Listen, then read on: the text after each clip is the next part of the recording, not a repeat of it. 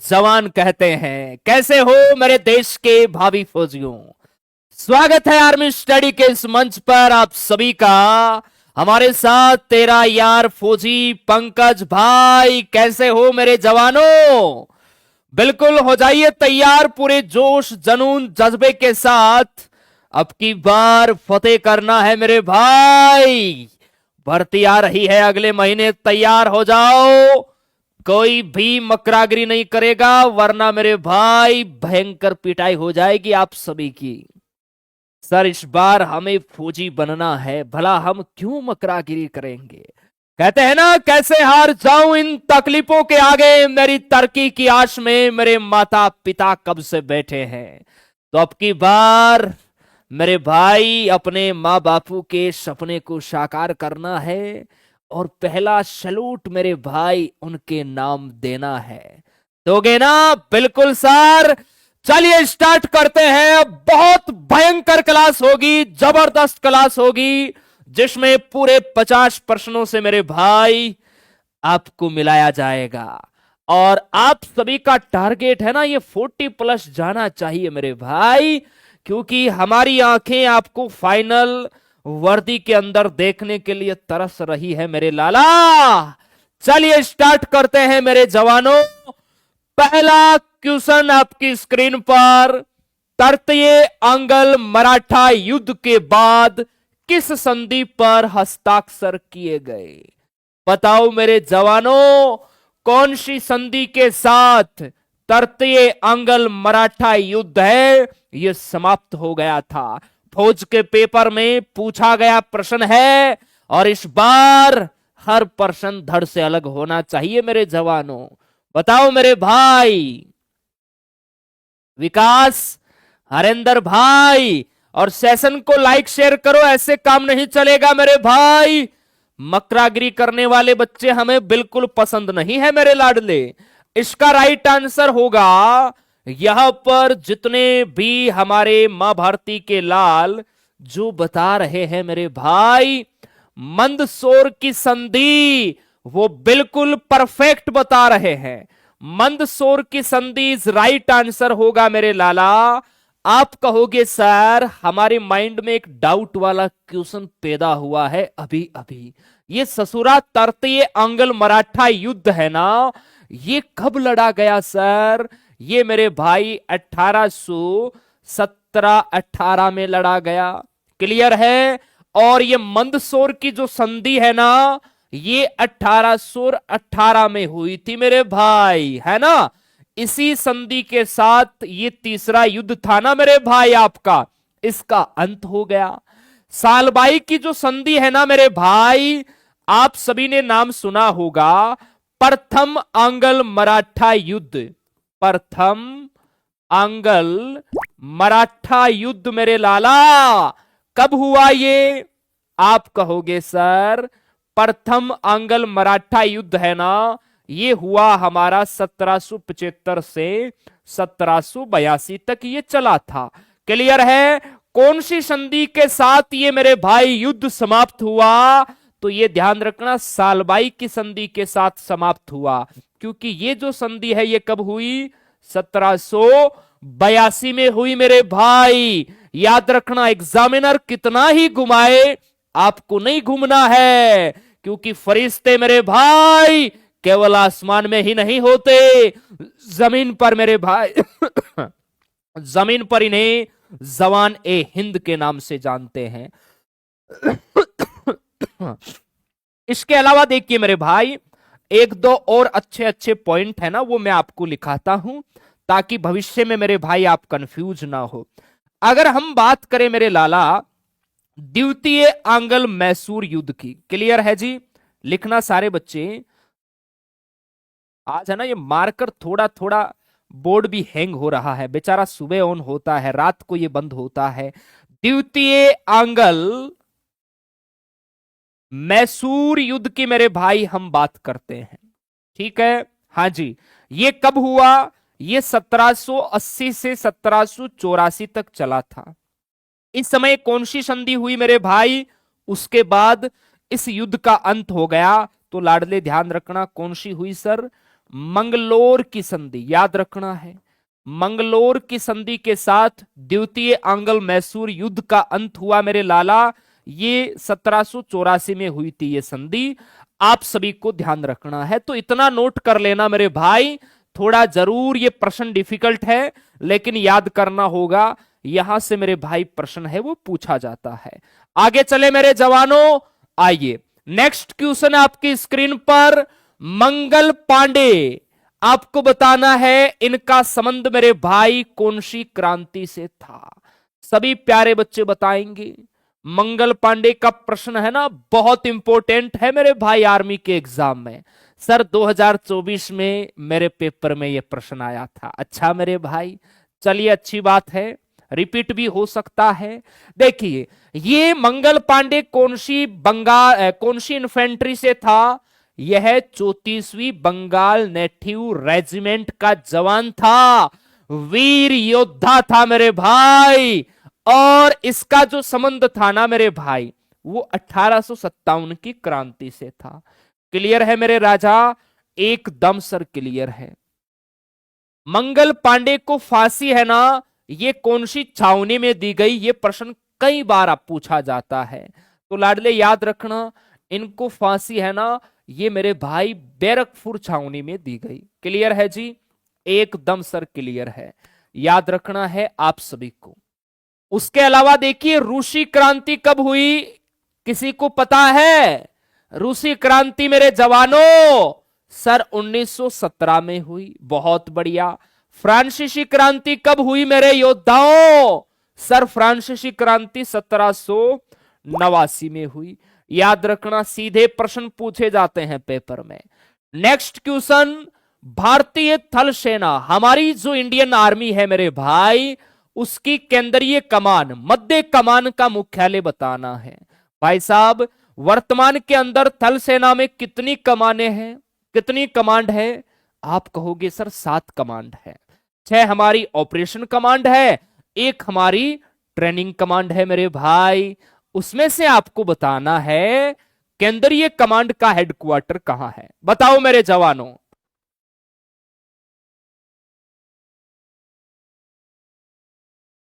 बहुत बढ़िया मेरे भाई, चलिए शाबाश। जितने भी प्यारे बच्चे देखिए यहां पर कंफ्यूज भी हो रहे हैं, कोई दिक्कत नहीं है, मैं सभी कमांड का हेडक्वार्टर लिखाता हूं, आप खुद चेक करना। वर्तमान में कितनी कमांड है, पहला प्रश्न तो यहां से तैयार होता है। आप कहोगे सर वर्तमान में थल सेना में 7 कमान है, बहुत बढ़िया। कौन कौन सी है मेरे भाई, सारे बच्चे लिखेंगे। देखिए सबसे पहले हम बात करते हैं उत्तरी कमान की, ठीक है मेरे भाई।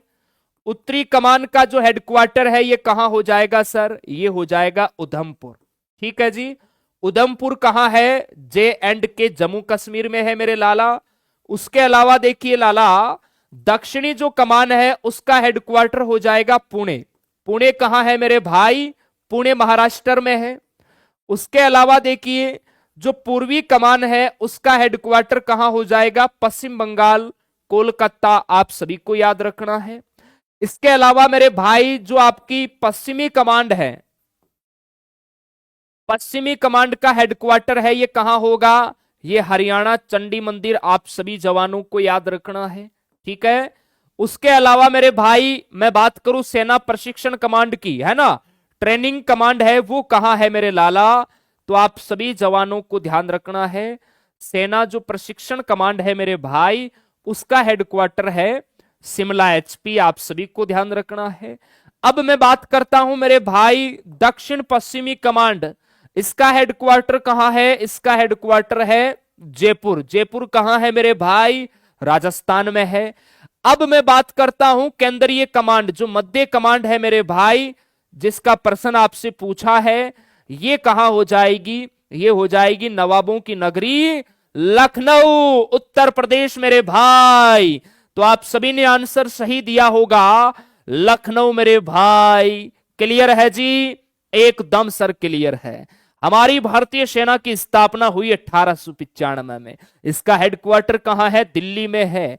वर्तमान में जनरल कौन है सर, उपेंद्र द्विवेदी है मेरे भाई, याद कर लेना। आपके ध्यान रखना, जीडी वालों के पेपर अलग अलग शिफ्ट में होंगे मेरे भाई, तो आराम से फौज वाले यहां से प्रश्न उठा उठा के देंगे। किसी शिफ्ट में आएगा उत्तरी कमान का मुख्यालय बताओ, किसी शिफ्ट में आएगा पूर्वी कमांड का मुख्यालय बताओ, किसी शिफ्ट में आएगा केंद्रीय कमान का मुख्यालय बताओ, क्योंकि कम से कम 15-20 पेपर आपके बनेंगे मेरे लल्ला। तो आराम से एक ही टॉपिक से प्रश्न उठा उठा के चिपकाएंगे, ताकि आप भी ये ना कहोगे सर हमारे पेपर का लेवल अलग था, दूसरे दिन पेपर हार्ड आया, तीसरे दिन पता नहीं कहां से आया। तो पेपर का लेवल मेंटेन रखना होता है, इसीलिए रिलेटेड ही प्रश्न पूछे जाते हैं मेरे जवानों। हाँ जी, 2026 के एशियाई खेलों का आयोजन बताओ कौन से देश में किया जाएगा? सभी प्यारे बच्चे बताएंगे फटाफट। हाँ जी सर, मेरा नाम ले लो। अच्छा, रवि गुज्जर, रूपा रूपा। नेक्स्ट फेंको सर, आ गया मेरे भाई। देखिए, नगोया जापान में होगा 2026 के एशियाई खेलों का आयोजन। प्रथम एशियाई खेलों का आयोजन कब और कहां हुआ, आप सभी को बताना है। चलिए नेक्स्ट क्वेश्चन देखो मेरे भाई, दादा साहेब फाल्के अवार्ड कौन से क्षेत्र में दिया जाता है मेरे भाई? 1% तो पुरस्कार का मिलेगा, दुनिया की कोई ताकत नहीं है जो पुरस्कार का प्रश्न रोक सकती है। बताओ मेरे जवानों, दादा साहेब फाल्के पुरस्कार किस क्षेत्र में दिया जाता है? आप कहोगे सर यह सिनेमा के क्षेत्र में दिया जाता है। और अभी करंटली मेरे भाई 2024 का जो दादा साहेब फाल्के पुरस्कार है, 54वां जो दादा साहेब फाल्के पुरस्कार है आपका 2024 का, ये किसे मिला? ये मिला मेरे भाई मिथुन चक्रवर्ती। याद रखना है आप सभी को, ये प्रश्न बहुत इंपॉर्टेंट है। ज्ञानपीठ पुरस्कार दिया जाता है मेरे भाई, साहित्य के क्षेत्र में दिया जाता है, याद रखना है। ठीक है जी। पुलित्जर पुरस्कार रिलेशन भर्ती के पेपर में आया हुआ है ये प्रश्न। पुलित्जर अवार्ड है ना, ये पत्रकारिता के क्षेत्र में दिया जाता है। बाकी खेल के पुरस्कार तो आप जानते ही है ना। आपका अर्जुन अवार्ड है जो विशेष खिलाड़ियों को दिया जाता है, याद रखना है। आगे चलो। हाँ जी, सेर्गी, ये फ्रांस का इलाका है मेरे भाई। किस भारतीय संत की प्रतिमा स्थापित की गई? बताओ मेरे भाई, फ्रांस में किस भारतीय संत की प्रतिमा स्थापित की गई? जय श्री राम दीपक भाई, बताओ मेरे जवानों। सर इतना कम लेवल नहीं आता। अच्छा मेरे भाई, आपसे ज्यादा पेपर देखे हैं फौज के हमने, है ना मेरे भाई। आपका काम है जितना पढ़ाई उतना याद करो, सिलेक्शन ना हो तो हमें बता देना, है ना। चलिए, क्या होगा इसका राइट आंसर बताओ। फिर आपको इतना हल्का लग रहा है तो बताओ क्या होगा आंसर। गई भैंस पानी में, धुआं निकल गई ना मेरे भाई। चलिए, सारे बच्चे बताएंगे क्या होगा राइट आंसर मेरे भाई।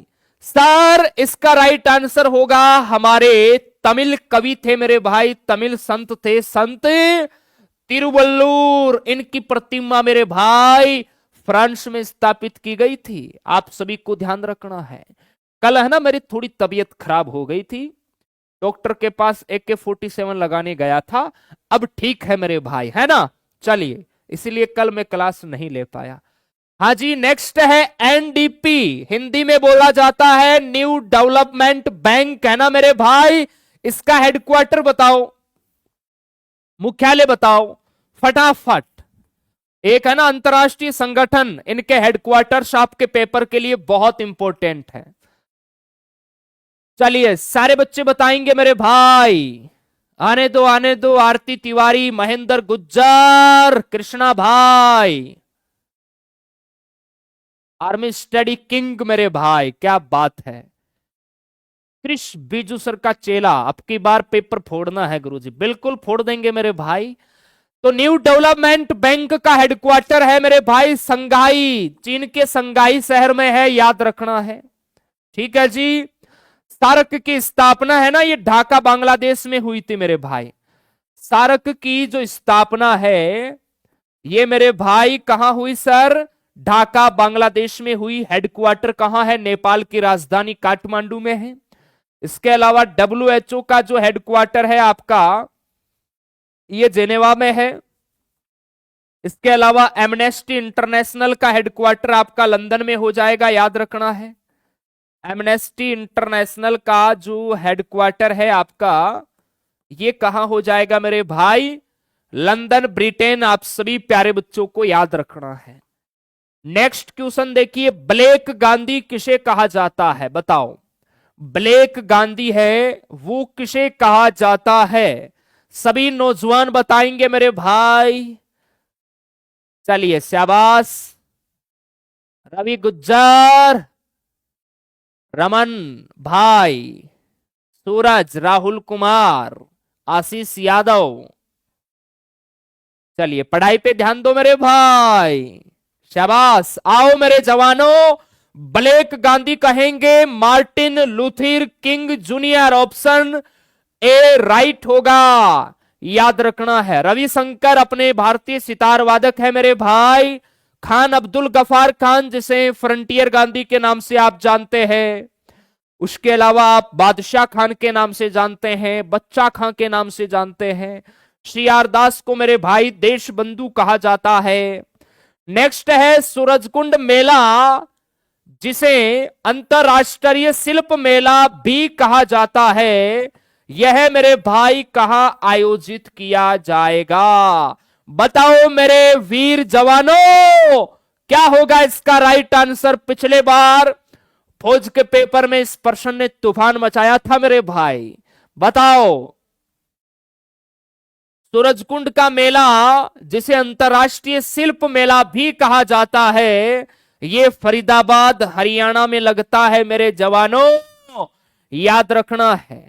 कोणार्क महोत्सव का आयोजन उड़ीसा में होता है। मोंडेरा महोत्सव का आयोजन गुजरात में होता है। गुजरात में पतंग महोत्सव, रण महोत्सव है ना, कच्छ का रण गुजरात में है, याद रखना। उत्तराखंड में आपका हरेला है, उत्तराखंड में फूलदेई है आपका, है ना, याद रखना। घी महोत्सव का आयोजन होता है इधर।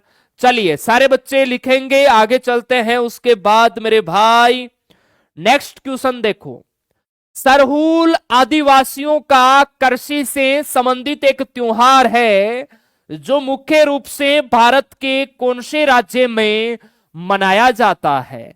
बताओ मेरे वीर योद्धाओं, त्योहार, लोक नृत्य याद कर लेना, यहां से प्रश्न पूछा जाता है मेरे भाई। चलिए बताओ फटाफट, बताओ मेरे वीर जवानों, क्या होगा आंसर? और संडे को है ना ऑल इंडिया रैंकिंग टेस्ट होगा आपका फ्री वीकली, याद रखना। बड़ा अच्छा पेपर होगा, लगाना मेरे भाई। इसका राइट आंसर बता दो फटाफट, फिर हम आगे चलते हैं। सर सरहूल है ना, ये झारखंड के अंदर मेरे भाई इसका आयोजन होता है। ऑप्शन यहां पर डी आपका राइट होगा। सिक्किम में याद रखना मेरे भाई सागा दावा। सागा दावा ये जो महोत्सव है इसका आयोजन सिक्किम में होता है। उत्तराखंड में मैंने आपको अभी बताया, जैसे आपका फूलदेई महोत्सव है मेरे भाई, है ना। उसके अलावा जैसे घी महोत्सव है मेरे भाई। इसके अलावा हरेला है, ये हरेला पिछली बार पूछा गया था।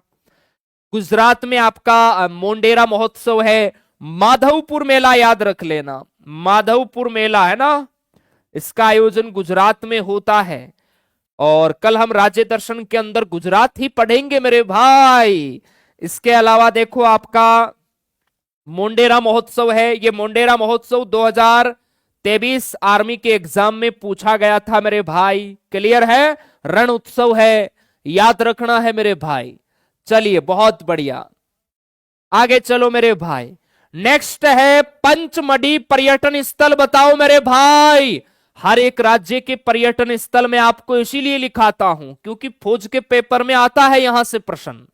और आज तो मैंने इंपोर्टेंट जो पर्यटन स्थल है ना, अपनी आर्मी स्टडी की जो वेबसाइट है armystudy.in, उस पर जाकर भी आप सर्च करना प्रमुख पर्यटन स्थल, वहां पर भी मैंने अपडेट करवा दिए हैं, बिल्कुल फ्री है। आराम से जाके प्रमुख भारतीयों जितने भी अपने जो स्टेट है जिनके प्रमुख पर्यटन स्थल है वो अपनी वेबसाइट पर आपको मिल जाएंगे, आराम से आप पढ़ सकते हो वहां पर भी, ठीक है। मध्य प्रदेश होगा भाई साहब, बहुत बढ़िया, Madhya Pradesh is right answer होगा, याद रखना है। इसके अलावा देखिए उत्तराखंड में जैसे आपका रानी खेत मेरे भाई उत्तराखंड में हो जाएगा, क्लियर है, रानी खेत है ये उत्तराखंड में हो जाएगा। और महाराष्ट्र में जैसे अजंता की गुफाएं हैं, एलोरा की गुफाएं हैं, याद रखना है, ये महाराष्ट्र में है। गुजरात में जैसे आपका सोमनाथ का मंदिर है मेरे भाई, कच्छ का रण है, और भी बहुत सारे स्थल है, याद रखना है। नेक्स्ट देखो, यमुना की कौन सी सहायक नदी नहीं है, प्रश्न को पूरा पढ़ना।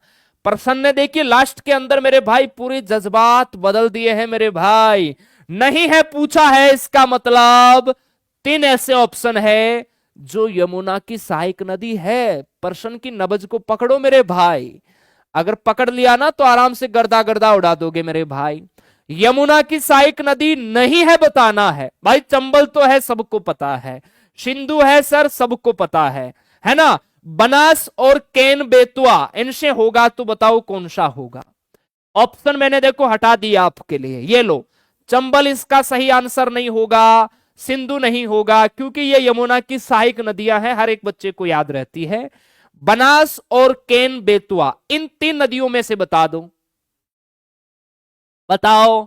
तेरा क्यूट फौजी, सर मैं योद्धा बैच का पुराना खिलाड़ी हूं। अच्छा मेरे भाई, तभी प्रश्न को उड़ा रहे हो, देखते ही आप, है ना। सर टेस्ट में कितने नंबर आने चाहिए? टेस्ट में देखो मेरे भाई 50 में से 35 तो सही होने ही चाहिए। ए ठाकुर भाई, आरती आई लव यू। ससुरा इधर देख, सामने कौन खड़ा है मेरे भाई, पढ़ाई पे ध्यान दो। चलिए देखो, इसका राइट आंसर होगा यहां पर मेरे भाई डी तो नहीं होगा, है ना। अभी हो सकता है ज्योग्राफी में आपको मेरे भाई नदियों वाला चैप्टर सर ने नहीं पढ़ाया होगा, पढ़ा देंगे। बनास हो जाएगा, है ना। केन बेतवा तो मेरे भाई यमुना की सहायक नदियां है, तो यहां पर आपका राइट आंसर बनास होगा। चलिए आगे चलो। भारत में सर्वाधिक किस प्रकार की मिट्टी पाई जाती है? सबसे ज्यादा भारत में कौन सी मिट्टी देखने को मिलती है मेरे भाई, बताओ। गई ना भैंस पानी के अंदर।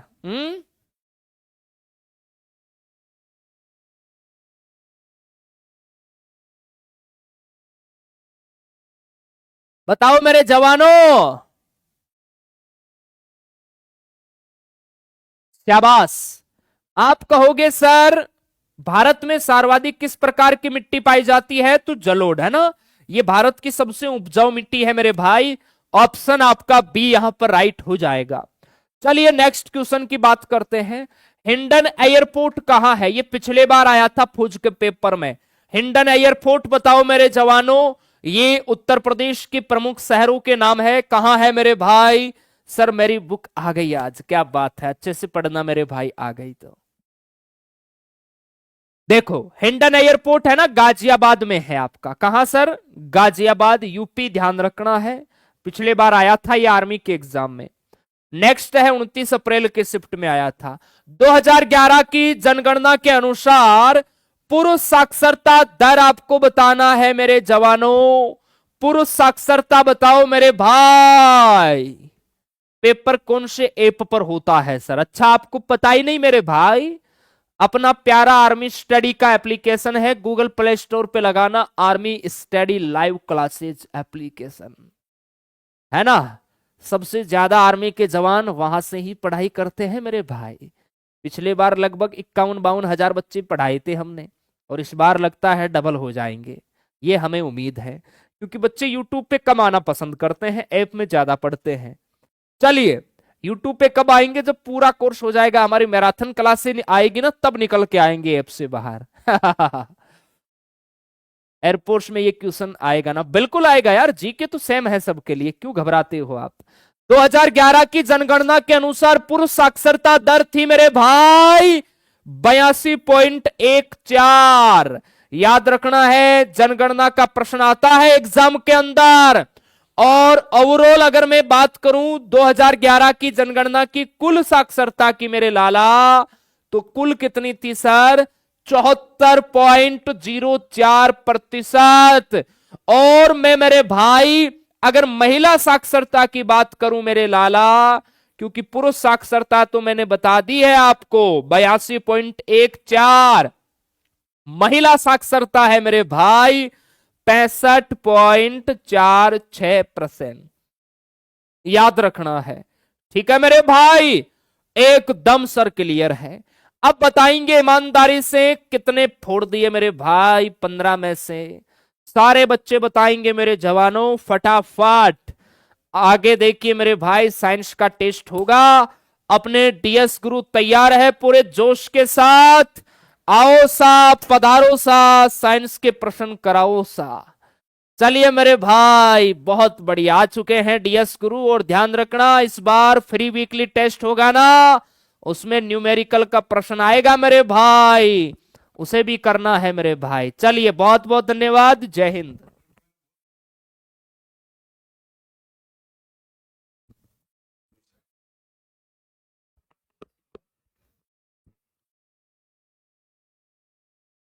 चलिए सभी दोस्तों का एक बार फिर से स्वागत आर्मी स्टडी के इस दमदार यूट्यूब प्लेटफॉर्म पर। आ जाइए फटाफट,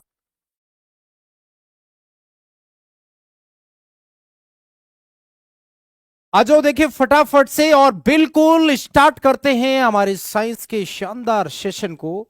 तो दोस्तों न्यूमेरिकल भी मिलेगा, सब कुछ मिलेगा, थक जाएंगे हम लेकिन रुकेंगे नहीं, एग्जाम तक चलेंगे और दमदार तरीके से चलेंगे। सवाल हमारे सामने आ चुका है थोथे का। अब ये थोता कहीं अपन को थोता नहीं कर दे, लेकिन हमें ध्यान रखना है सफेद थोता कौन सा है, calcium carbonate, zinc sulphate, copper sulphate या कैल्शियम ऑक्सीक्लोराइड हाइपोक्लोराइड। बताइए देखें सफेद थोथा कौन सा है। देखो थोते तीन याद रख लेना, हरा थोता, नीला थोता और सफेद थोता। सफेद थोता तो आ ही गया है। नीला थोता ये राजी, ये कॉपर सल्फेट। नीला थोता ये वाला है, ये विरंजक चूर्ण है जी, विरंजक चूर्ण है। ये आपके कैल्शियम कार्बोनेट चूना पत्थर है जी, चूना पत्थर है। तो सफेद थोता कौन सा हो गया जी, जिंक सल्फेट हो गया है, Zn। अरे वेरी भाई क्या बात है यार, सी वाले पे कैसे लगा रहे हो, कॉपर सल्फेट नीला थोता। चलिए अगला सवाल, नॉन स्टिक बर्तनों पर किसकी पॉलिश की जाती है। भाई नॉन स्टिक बर्तन क्या होते हैं, पहले तो ये चेक कर लो जी आप लोग। नॉन स्टिक बर्तन वो होते हैं जिन पर तेल या वसा नहीं चिपकती है, आसानी से नहीं चिपकती। वैसे जबरदस्ती चिपकाओगे तो चिपकेगी, आराम से आसानी से नहीं चिपकती है। वो किसकी पॉलिश करते, पीवीसी, टेफ्लॉन, पॉलीथीन या पॉलीस्टाइरिन। बताइए किसकी पॉलिश करेंगे नॉन स्टिक बर्तनों पर पॉलिश करने के लिए। बताओ देखिए फटाफट मेरे शेरों, बिल्कुल उत्तर आ गया सबका, टेफ्लॉन आ रहा है, एकदम करेक्ट है, बी ऑप्शन दिख रहा है मुझे। सेशन को लाइक भी ठोको यार, जितना आंसर गजब दे रहे हो उतना लाइक भी करो यार फटाक दे से। चलें अगले सवाल पे, आ जाओ फिर अगले सवाल पे। कौन सा तत्व धात्विक अधात्विक दोनों रूप में रासायनिक व्यवहार करता है, आर्गन, कार्बन, बोरॉन या क्रिप्टॉन।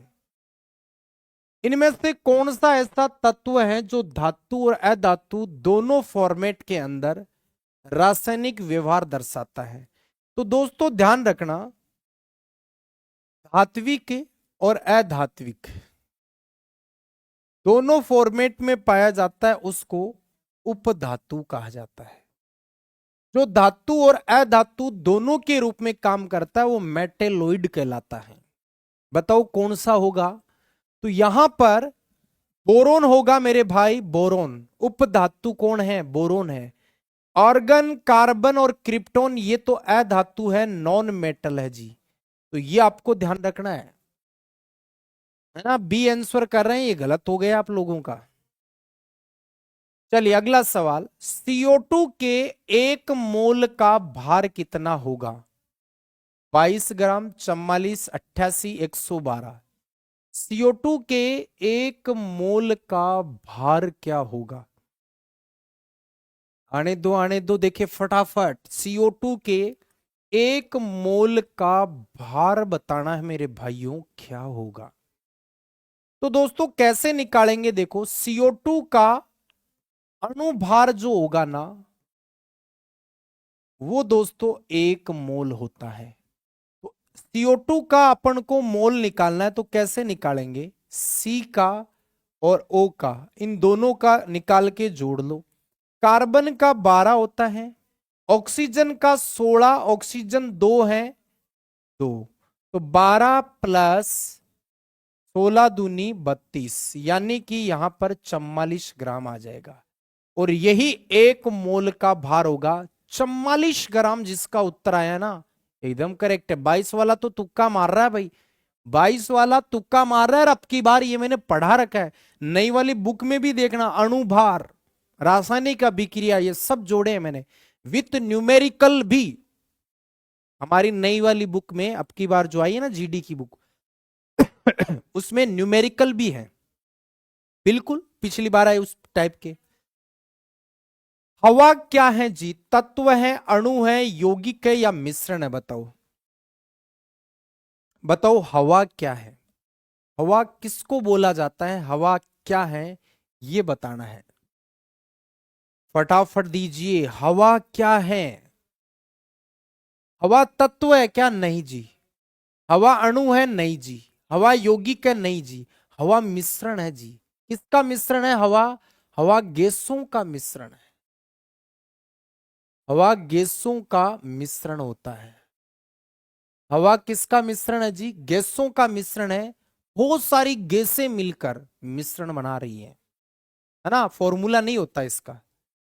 चलिए, कॉकरोच हृदय में कक्षकों की संख्या कितनी होती है? 2, 3, 4, 13। कॉकरोच होता है ना, कॉकरोच। कॉकरोच आपको पता होना चाहिए किस वर्ग, किस संघ में आता है? ऑर्थोपोडा में आता है। ऑर्थोपोडा संघ में आता है। और आपको बता दूं, अगर आपसे पूछे किस वर्ग में आता है, तो कीट वर्ग में आता है। और ये ना, इस तरीके का सवाल पिछली बार भी आया था वर्गीकरण से, और अब की बार भी 100% आएगा, 100% आएगा। इसलिए अब की बार जो बुक डिजाइन की है ना, नई वाली हमारी, जो अब की बार जो नई अपडेटेड बुक आई है, उसको उस हिसाब से पैटर्न पर पूरा पूरा लिखा गया है। और आपको पता है, कॉकरोच सर्वाधिक कक्षीय हृदय वाला जीव है। 13 चेंबर होते हैं। मानव के हृदय में, पक्षियों के हृदय में 4 चेंबर है। सरीसृप और उभयचर में 3 है। और मछली पिसीज के अंदर 2 होते हैं, ये ध्यान रखना है। चलो आगे चलते हैं। स्थायी दांतों की कुल संख्या बतानी है। 12, 20, 28, 32। स्थायी का मतलब होता है परमानेंट, परमानेंट टिथ या स्थायी दांत, इनकी संख्या बतानी है जी। बताओ परमानेंट दांत कितने हैं? देखो, ये चारों ही सवाल बनेंगे अपने आप में। 32 का भी बनेगा, 28 का भी बनेगा, 20 का भी बनेगा और 12 का भी बनेगा। देखो यहां पर जो 32 है ना, ये तो दांतों की कुल संख्या है, कुल दांत है। अभी है ना, टीए भर्ती में आया था, वयस्क मानव में टोटल दांत कितने होते हैं? तो 32 होते हैं। 28 दांत किशोर में दांत होते हैं। अगर पूछे किशोर के अंदर दांत कितने होते हैं, वो 28। दूध के दांत कितने होते हैं? दूध के दांत, और ये दूध के दांत है ना, अस्थायी दांत होते हैं। ये 2 बार आते हैं जिंदगी में, और 12 दोस्तों स्थायी है। और ये जिंदगी में एक ही बार आते हैं। स्थायी दांतों की संख्या 12 होती है। कितनी होती है जी? 12 होती है, ये आपको ध्यान रखना है। चलिए आगे बढ़ते हैं। कौन सा विटामिन यकृत में संश्लेषित होता है? हमारी लीवर के अंदर सिंथेसिस होता है, वो विटामिन कौन सा है?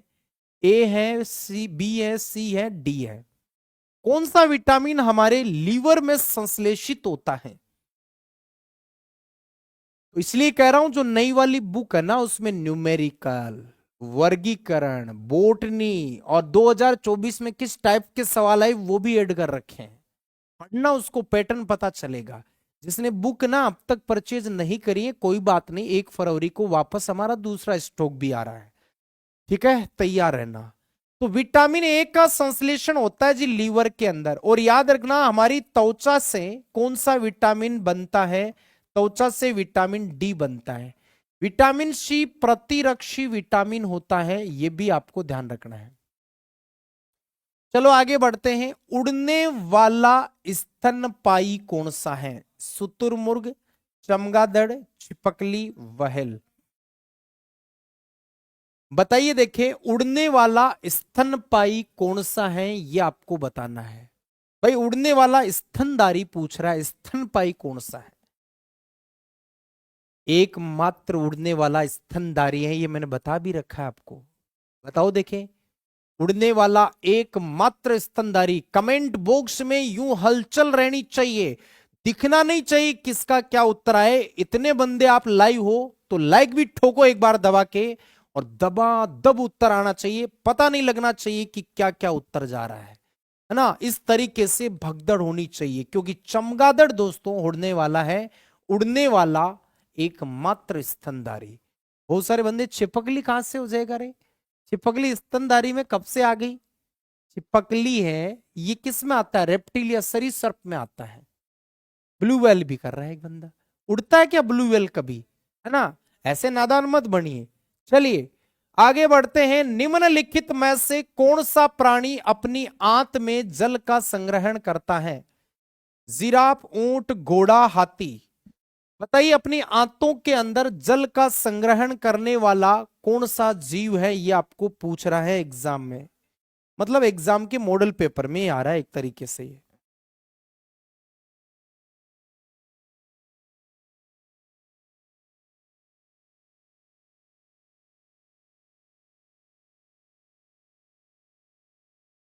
शाबाश, वेरी गुड। बता दोगे ना आराम से। रेगिस्तान का जिसको जहाज कहा जाता है वही प्राणी है जो अपनी आंत में वाटर एब्जॉर्ब करता है। रेगिस्तान का जहाज किसे कहा जाता है?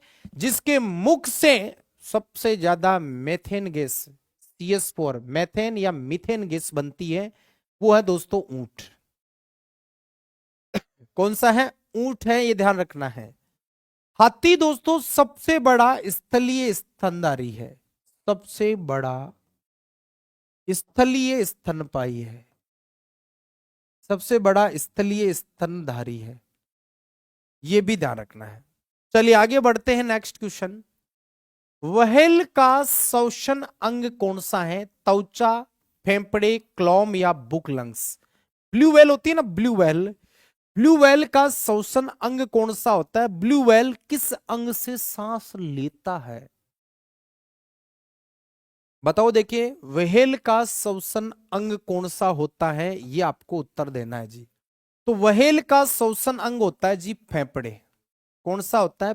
फेफड़े होता है, ये ध्यान रखना है। चलिए आगे बढ़ते हैं। फाइलेरिया रोग किसके कारण होता है, ये आपको पूछ रहा है। फाइलेरिया रोग किसकी वजह से होता है? ऑप्शन आपके सामने, एस्केरिस, टीनिया सोलियम, वुचेरेरिया, ट्राइकोमोनास। बताओ, देखिए आज ही पढ़ा है मैंने एप्लीकेशन वालों को। तो ये फाइलेरिया, ये फाइलेरिया कोई नया वर्ड नहीं है हमारे लिए, अब पुराना हो गया, क्योंकि इसमें हाथी पांव रोग भी कहा जाता है। पैर हाथी की तरह फूल के बड़ा हो जाता है, हाथी पांव कहा जाता है, एलिफेंटियसिस कहा जाता है, फिलपांव इसको कहा जाता है। आपको बताना है ये फाइलेरिया किससे होता है। मैं आपको इतना हिंट दे दूं कि फाइलेरिया जो है ना, एक कर्मी से होने वाला कर्मी जनित रोग है।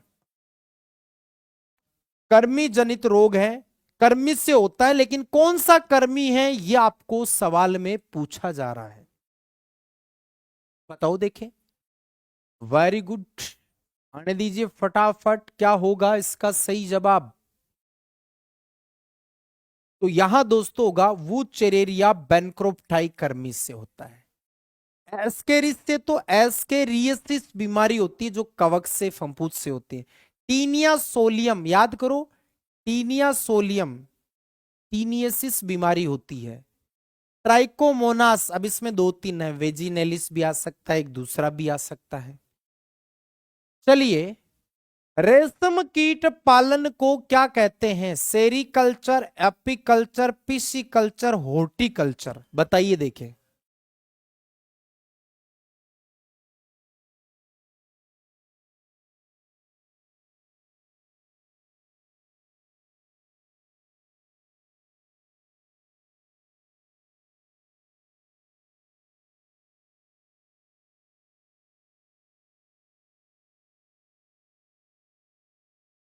चलिए बताइए, रेशम कीट पालन को क्या कहते हैं? रेशम कीट पालन, देखो जंतु और पादप का आर्थिक महत्व आता है ना, उसके अंदर आते हैं। इसलिए मैंने कोई भी ऐसा सवाल इस 750 की क्लास में नहीं छोड़ा। टेंशन मत लो, 1 तारीख के बाद है ना न्यूमेरिकल वगैरह सब तोड़ेंगे हम, सारे सवाल तोड़ के जाएंगे हम। दोस्तों, रेशम कीट पालन सेरीकल्चर होता है, एपीकल्चर होता है मधुमक्खी पालन, मधुमक्खी पालन, पिशी कल्चर, देखो पिश आ रहा, पिश का मतलब होता है मछली पालन, मत्स्य पालन कह सकते हो। हॉर्टिकल्चर कृषि से रिलेटेड है, बागवानी जो होती है ना उससे रिलेटेड है, ध्यान रखना, उद्यानों की कृषि कह सकते हो। चलिए अगला सवाल, अनाजों में मुख्यतः हमें क्या प्राप्त होता है? कार्बोहाइड्रेट, वसा, प्रोटीन, विटामिन। अनाजों से हमें मुख्य रूप से क्या प्राप्त होता है, यह आपको उत्तर देना है। बताओ, देखिए अनाजों से हमें मुख्य रूप से क्या मिलता है? तो अनाज में वसा तो इतना है नहीं, प्रोटीन है लेकिन इतना नहीं, विटामिन है नहीं, कार्बोहाइड्रेट अनाज में सबसे ज्यादा है। और इसमें ना चावल नाम आ जाए ना तो कहना ही क्या है, चावल में सबसे ज्यादा कार्बोहाइड्रेट पाया जाता है। तो यहां फर्स्ट ऑप्शन एकदम करेक्ट होगा। चलो भाई अंतिम सवाल पे आते हैं, लास्ट क्वेश्चन है, प्रोटीन की अधिकतम मात्रा किसमें पाई जाती है? सोयाबीन में, दाल में, सेवाल में, बाजरे में। बताओ, देखिए प्रोटीन सबसे ज्यादा किसमें पाया जाता है? प्रोटीन सबसे ज्यादा अधिक मात्रा में किसमें पाया जाता है, यह आपको दोस्तों बताना है।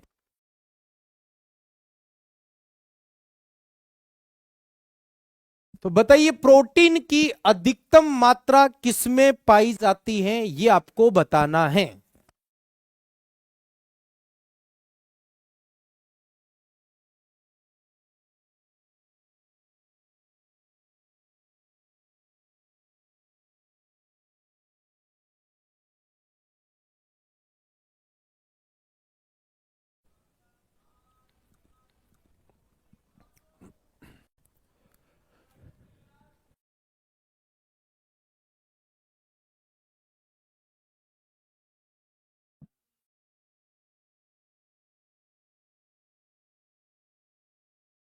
चलो थोड़ा सा बीच में बफरिंग हो गया था ना, मौसम टूटा है लेकिन दिल नहीं टूटना चाहिए, उम्मीदें नहीं टूटना चाहिए, हम बने हुए हैं अभी भी। गजानन जी बीच में आ गए थे ना एक सवाल लेकर, रुकिए थोड़ा सा, एक बार कराएंगे हम, है ना। गजानन जी क्या है कि बहुत ज्यादा, गजानन जी सर करा रहे हैं अभी, तो उन्होंने बीच में आकर पहला सवाल शुरू ही करने लग गए। मैंने कहा अभी रुको, अभी हमारा एक सवाल बाकी है, अभी हमारा सवाल एक बाकी है सर। ये देखो इनको बहुत जल्दी थी, पेन लेके अगला सवाल निकाल ही लिया अपना। मैंने कहा रुको भाई, हमारा एक सवाल बाकी है, अभी जा कहां रहे हो भाई सर, एक सवाल करवा देते, है ना। तो चलिए मैं अपने अंतिम सवाल का जवाब देता हूं, फिर गजानन जी को वापस ले आता हूं। ये तो क्या लगे हाथ दोनों हाथ से, है ना। सबसे ज्यादा दोस्तों प्रोटीन किस में है? सोयाबीन में है ना। तो चलिए अब सर को ही बुलाएंगे क्योंकि बहुत उत्सुकता हो रही है उनमें कि